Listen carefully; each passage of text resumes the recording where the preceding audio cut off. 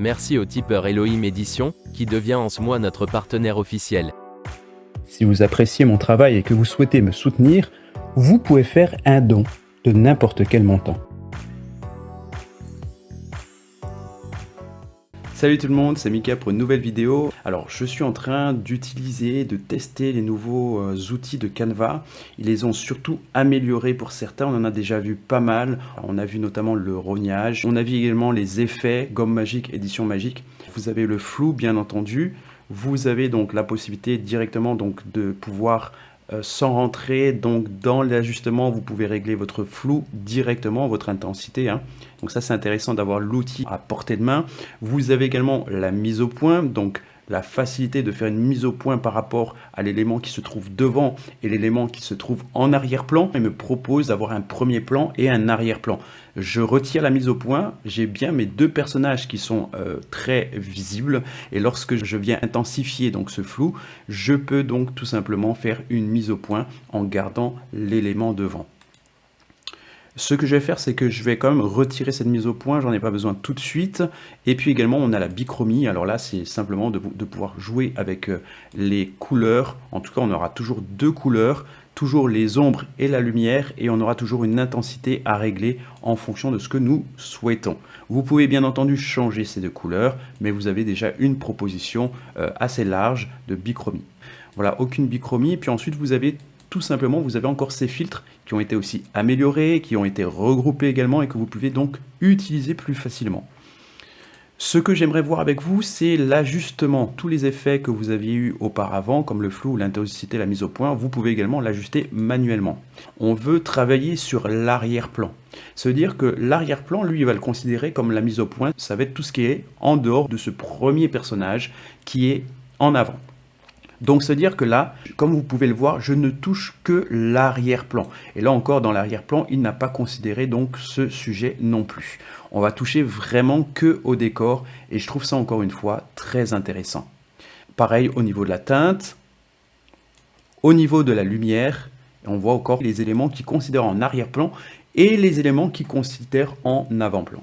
Alors tout simplement pour savoir exactement ce qu'il va considérer en arrière-plan ou en avant-plan, ce qu'il faudrait faire tout simplement, c'est de pouvoir aller directement dans les effets et effacer l'arrière-plan. C'est-à-dire que quand il va effacer l'arrière-plan, il va déjà là, il nous montre ce qu'il considère comme arrière-plan, ce qu'il considère comme avant-plan. On n'a pas une suppression directe comme avant.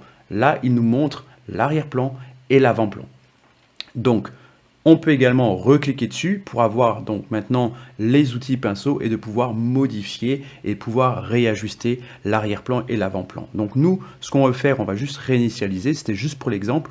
On va revenir dans notre ajustement, on a bien sélectionné l'arrière-plan et on va continuer à travailler dessus. Le contraste, pareil, les hauts de lumière, les ombres, les blancs, les noirs, la brillance, ainsi de suite. Je vais revenir sur une autre image qu'on avait vue dans un tuto précédemment. Je suis dans la modification donc de photos. Donc ça, c'est ce qu'on avait vu avec l'outil édition magique. Je vais mettre juste un petit peu de côté et on va prendre cette photo.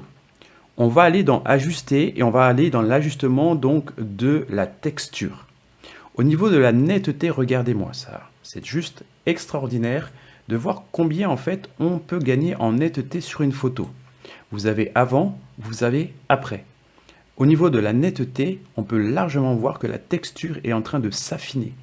Et je trouve ça vraiment très intéressant sur une photo qui peut paraître des fois un peu floue, où vous pouvez vraiment ajuster et je trouve ça formidable. On a l'impression même que la qualité de l'appareil photo devient meilleure. C'est-à-dire que vous pouvez prendre une photo avec un appareil qui n'est pas vraiment au top et lorsque vous allez toucher au niveau de la texture, vous pouvez améliorer cette netteté.